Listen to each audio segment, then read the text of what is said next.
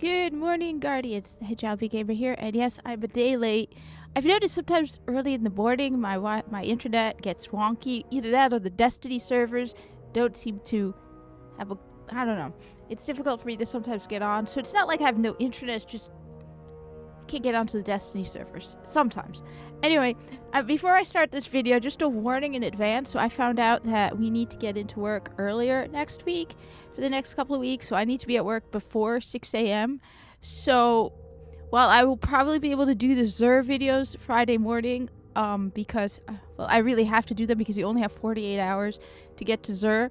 This might not come out early in the morning simply because, well, it's difficult to make such a long video and I have to get to work at 6 a.m. So I will see how things go. They said that the online, we need to be there before 6. So I don't know. They said check my schedule. So I'll see how things go. But keep in mind, I do work in retail and it's the holiday season. So things get chaotic around this time. There's a lot going on. It's my favorite time of year because we get more hours. I'm also going to be working overnight for around Black Friday, so things are going to, like I said, I work in retail and it's the holidays. So things are chaotic around this time, which is awesome. It's fun, but chaotic. Anyway, this week, no, I didn't do all 3 of the Challenge of the Elders because my favorite buddy's there. But maybe I'll try and do it in a live stream. We'll see. Anyway, first off, we have Crucible. Weekly Crucible Zone Control. I like control. I actually really like having multiple objectives. So you get the Treasure of Ages box and the Legendary Marks. As Lord Shax puts it, it's a tactical exercise in reinforcing and defending acquired territory. Should the Vanguard ever decide to expand past the walls of the city, the Guardians will be ready. I don't really see how control, honestly, I'm more of the mindset. I don't see how Crucible helps you fight on the field. I mean, yeah, they say it builds tactical skill and all that. But if you're honestly, I thought the best thing was something like Prison of the Elders because you're fighting Cabal, Fallen. You learn their strategies. Why do you need to learn strategies of fighting against other humans? Of course. Anyway, maybe unless there's more Guardians outside of the city that are like renegade Guardians and we have to fight them. But I like zone control. I just don't see how. Anyway, that's just me. Then for the weekly story playlist, which as I've always said, this is the best way to farm legendary marks. You need legendary marks. You do the weekly story playlist. Now, it's Mars and Venus. So those are basically stuff like, where's Mars? Venus. For example, these missions here. So, the later missions in the campaign, with the Heart of the Black Garden. One of them I never forget is the Ishtar Collective, where you're going down to that library and Ghost is all excited and giddy about getting to dig through the library there. So I liked that one. As someone who worked in the library for years, I like that one. The modifiers for the weekly story playlist are you're always going to have heroic, enemies appear in greater numbers and are more aggressive. Small arms. I like primary weapons, especially Destiny 1, which is why small arms I like. It means your primary weapons are going to do more damage. And then match game. I hate match game. Enemy shields are resistant to all unmatched elemental damage. Pain in the butt to deal with. One of the best things is pick up one of those primary weapons. And yes, I noticed the comment. I haven't responded yet. I said, so Word of Crota, and there's one other that are void. My apologies. Like I said, it's the holidays and retail. There's a lot going on. And then you get a whole ton of new people. So in addition, you get the new people around like September, October. So you need to prepare them for November.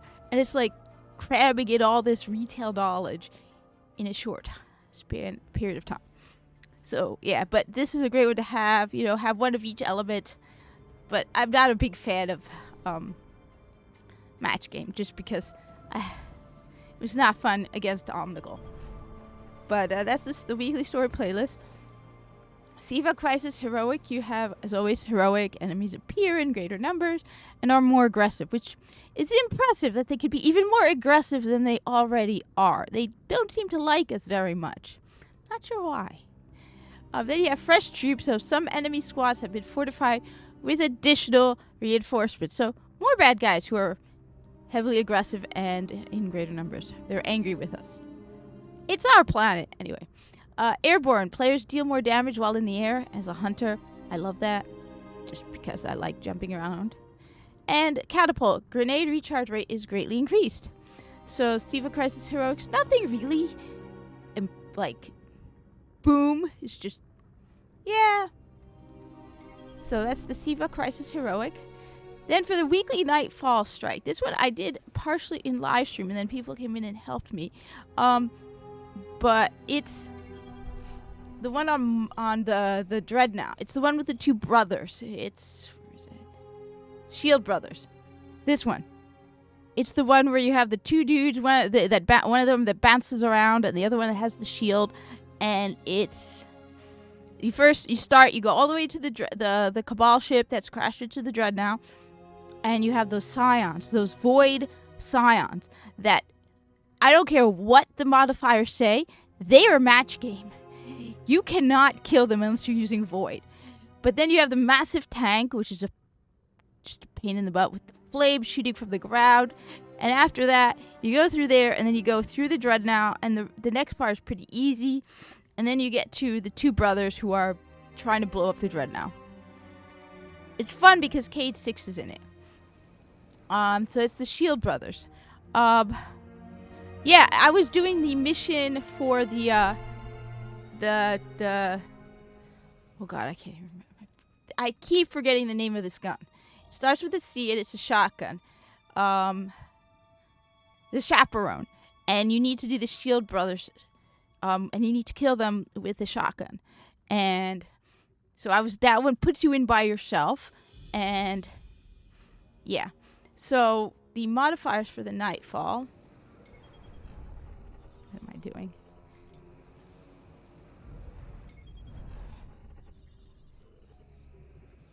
I've been playing a lot of Nintendo Switch, so when you play Nintendo, it throws the whole buttons off. Weekly Nightfall, right? So Epic is the beefed up heroic, as in heavily shielded and highly aggressive enemies appear in greater numbers. So not only are they even more aggressive, they got shields. Then you got Berserk. Minions of the Darkness won't flinch even after massive damage. Yeah, I hate Berserk.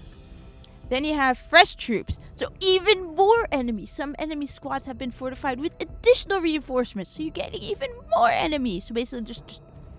And then, oh boy, you have match game. Yeah. Enemy shields are resistant to all unmatched elemental damage. Those Scions at the beginning, they're void. I've never forgotten. I hate those Scions. And then Catapult. Grenade recharge rate is greatly increased. And the worst part is you can't, like, sneak by the tank. Because the only way the doors are going to open to go past the tank is if you destroy the tank. It's not fun. No. I hate that tank. But then, yeah, I hate that tank. So that's the Vanguard Nightfall. Then we have the Challenge of the Elders. And this one, just no. So, I can tell you, the first one is, oh god, the Taken Fallen. And I'm drawing a blank on his name. Kexus the Betrayed.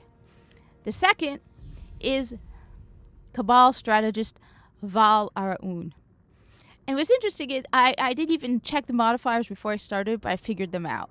But the modifiers are super kill bonus, so you get, which fits with Kexus because he keeps draining your super, so let's make it challenging for you. Why would they make it easy for us? No, they won't make it easy for us. So super kills are worth more points.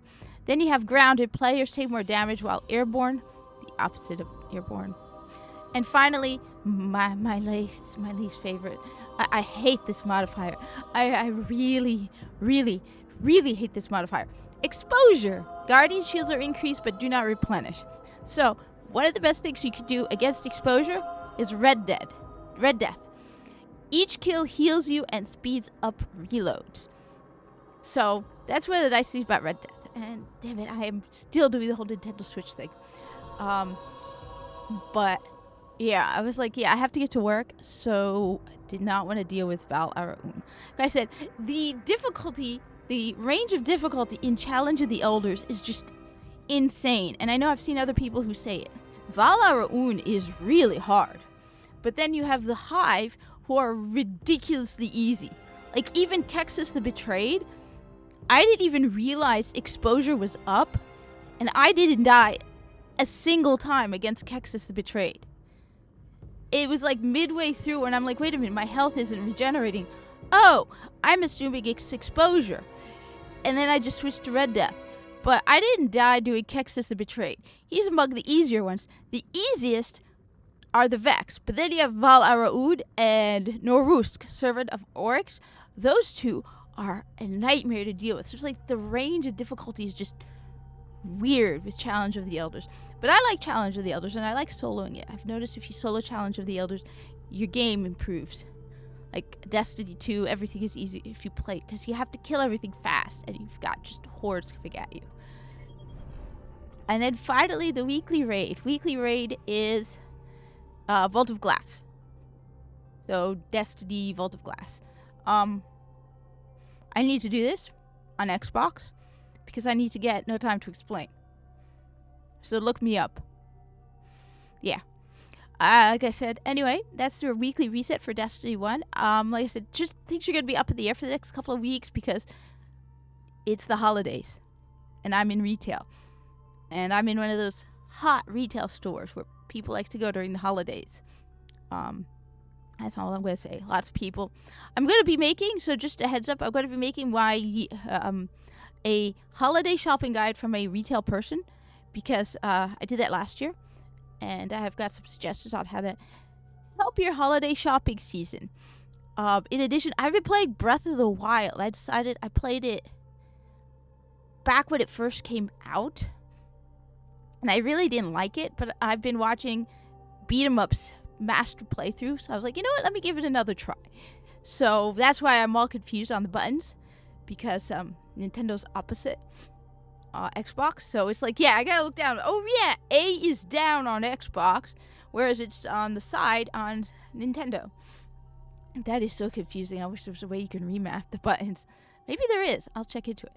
So yeah, I've been playing Breath of the Wild, and it's not that bad. I mean, it's not as bad as I remember it being. I really did not like it. But I got nearly every tower and nearly every temple, but then my Switch bricked. And this was before cloud saves or any of that. So I originally pre-ordered the gray Joy-Con Switch, and about a year, it was about a year after I picked it up, it bricked. And I lost my entire game on Breath of the Wild. So it was like, I had to get a new, so when I have a warranty on it, and they sent me I got a new Switch. I got the red and blue, but I lost my save. So I was like, yeah, hell no, I'm not doing this again. I didn't even like the game. It was fun calling Nintendo because you have to deactivate it, but it was a brick. So I called Nintendo. I'm like, look, I need you to deactivate this Switch, remove my account, because you can't have two Switches at the same time. Well, back then. So they're like, well, this is a one-time exception. I'm like, dude, my Switch is a brick.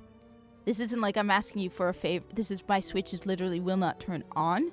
It's a brick. And so the guy's like, oh, yeah, that's different then. Don't worry. But it was just like, so you're giving me a one-time exception because my console died. Keep in mind my Switch was a launch day Switch, so yeah, things were probably not perfect. But yeah, I had a launch day Switch and it bricked. But I had got to do one. Actually, I'm kind of glad because I wanted the red and the blue. When I pre-ordered my Switch, you did not know which was which, so it just said Nintendo Switch pre-order, and it had there was no image, and it did say actually what color it was. So I wanted the red and the blue, but I ended up with the gray, and it was nice to get the red and the blue. Yeah, I literally picked one up off the store floor, took it to them, like, yeah, this is my Switch. It won't turn on. And they're like, oh, you have a protection on it. Just, yeah. Anyway, thank you for watching. Like, comment, subscribe. Let me know, have you played Breath of the Wild? Do you like Breath of the Wild? What do you think of the Switch? What do you think of the reset? Anything else? Just be patient on me with the comments. Like I said, it's the holidays. in retail.